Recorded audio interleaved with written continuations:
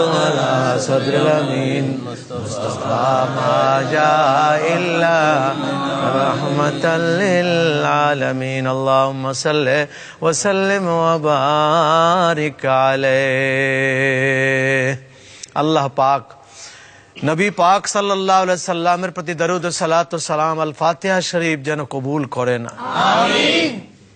গোটা বিশ্ববাসীর কাছে আমাদের আরজ, বাংলাদেশি বাঙালি পৃথিবীর যেখানে আছেন আপনারা আমাদেরকে দেখতে পাচ্ছেন, আমাদের অনুষ্ঠান শুনছেন, দরুদ ও সালাত ও সালাম শুনলেন।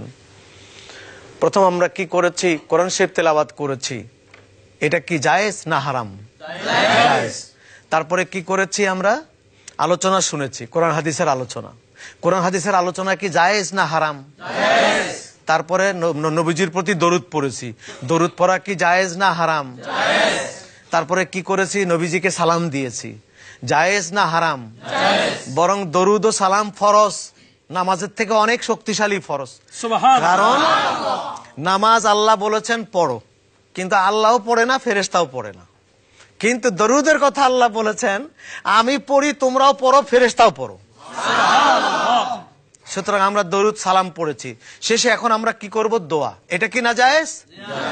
এত জায়েজ কাজ একখানে হলে পরে এইটা বেদাত হারাম হয়ে গেল, দাঁত সব বের করে দিল। এটা কোন দেশে মূর্খতা আমি খুঁজে পাচ্ছি না। কোরআন হাদিসে যেখানে একটা জিনিসের নিষেধ বলে কোনো কিছু নেই, যৌক্তিক তো হতে হবে। কোরআন শরীফে কোন জায়গায় লেখা আছে দরুদ ও সালাম দাঁড়ানো জায়েজ নাই? কোরআন ও হাদিসের কোন জায়গায় বের করতে পারবেন? নাই। আমরা তো এটাকে ফরজ বলি না, আমরা কি বলি? মুস্তাহাব বলি। মুস্তাহাব কাজের জন্য কোরআন হাদিসের কোনো অনুমতি দলিল লাগে না। এখানে একটা রাস্তা নাই, রাস্তা বানিয়ে দেন। কোরআন হাদিস তালাশ করতে হবে নাকি? এখানে পানির টিউবওয়েল নেই বা মানুষ পানি খেতে পারে না, একটা টিউবওয়েল দিয়ে দিলেন, কোরআন হাদিসের দলিল লাগবে? রাস্তায় একটা কাঁটা পড়ে আছে, কাঁটাটা সরায় দেন, মানুষ আঘাত পাবে না, এটার জন্য কোরআন হাদিসের দলিল লাগবে? একটা রুগী রাস্তায় পড়ে আছে, নিয়ে হসপিটাল পৌঁছায় দেন, এটার জন্য কোরআন হাদিসের দলিল লাগবে?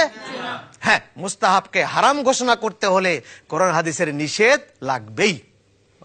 সুতরাং উল্টো তো আপনারা করছেন, আমরা তো করছি না। আমরা এটাকে মুস্তাহাব বলি, কোরআন হাদিসে নিষেধ নাই এটার। আপনারা যেটাকে নিষেধ করবেন সেটা দলিল লাগবেই।